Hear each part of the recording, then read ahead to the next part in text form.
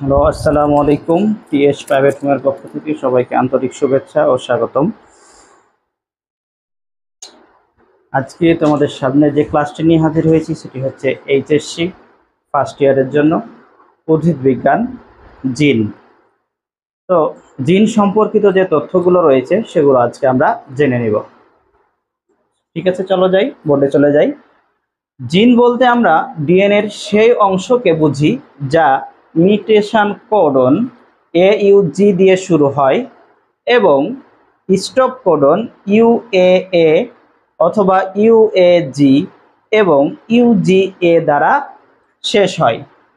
তাহলে এই যে কোডনগুলো রয়েছে, এই কোডনের মধ্যে স্টার্ট কোডন হচ্ছে AUG এবং